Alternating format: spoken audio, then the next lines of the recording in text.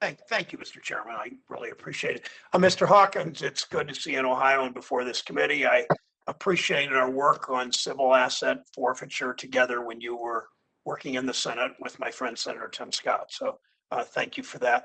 Professor Brown, my questions are mostly for you. Thank you for being here. Thank you for calling attention to the intersection of racial equity and tax policy. You've done that, I think, better perhaps than anybody in the country, far more connected than most people think. I'm glad we're having this hearing to examine that. Not only do we need a tax code, as you say, that is far more equitable, we need an IRS that administers and enforces that tax code fairly. When the IRS commissioner was before this committee, Judge Chairman Wyden, just a week ago, or actually when he was here the first time last summer, I asked him if he could assure us that IRS audit rates do not disproportionately affect Black and brown tax filers. He said, yes, he can assure us that audit rates don't have a disproportionate impact. But given that IRS doesn't collect race data and that the Census Bureau doesn't generally share data with IRS, I question whether the IRS really knows the extent to which its enforcement activities have a racially disparate impact. So my question is this, Ms. Brown, what are your thoughts on this? What would responsible IRS guardrails be to prevent disproportionate impacts? What would they look like to you? Well, they would look different than what we see, right? So we saw, or ProPublica published research that shows the significant percentages of Black EITC claimants in the South that are being audited. So we would want to collect data on who is being audited so that we could compare them to the tax-paying population to see if there were any differences. It all goes back to data. That's really important. And notwithstanding what I heard, we don't have the data. And you have ways you can, to this committee, suggest that IRS adjust their practices? Do I have ways? Well, yes, it would be not overly auditing low-income taxpayers and auditing high-income taxpayers. That would be one place to start. Let me thank you. I don't mean to interrupt, but let me. I guess I do mean to interrupt, but I apologize.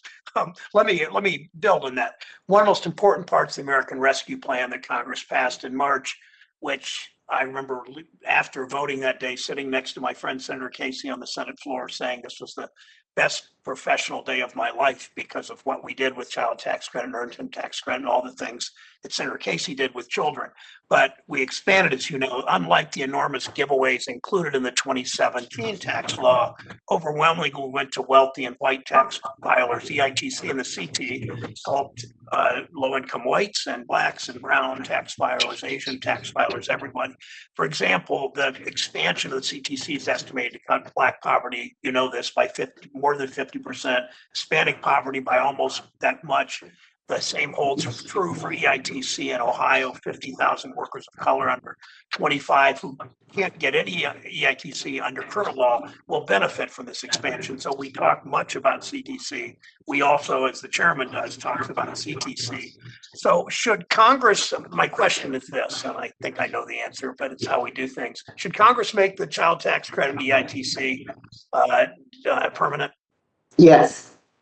Okay. I figured you would.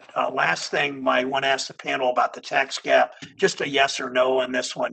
We know $400 billion is legally owed to the IRS each year, but not collected. The tax avoidance robs our nation of much needed revenue, as undermines trust in government. Who benefits the most from adequate enforcement of our tax law? Who stands to lose the most from the revenue we lose? If we just really quickly have 1 minute left, give me a very concise answer, starting again with you, Ms. Brown, if you would. So I would say the wealthy white taxpayers who are currently not being audited stand to gain the most from a dysfunctional system that we have now that targets disproportionately Black EITC claimants. Mr. Desai. I think more enforcement resources for the IRS is a terrific agenda. I don't think it's entirely clear where that gap is and who would end up funding it. But I think greater enforcement dollars is a wonderful agenda. Mr. Hawkins. Greater enforcement dollars is absolutely a wonderful agenda, and it's something that would make sense and make our tax code more fair. Ms. Rao.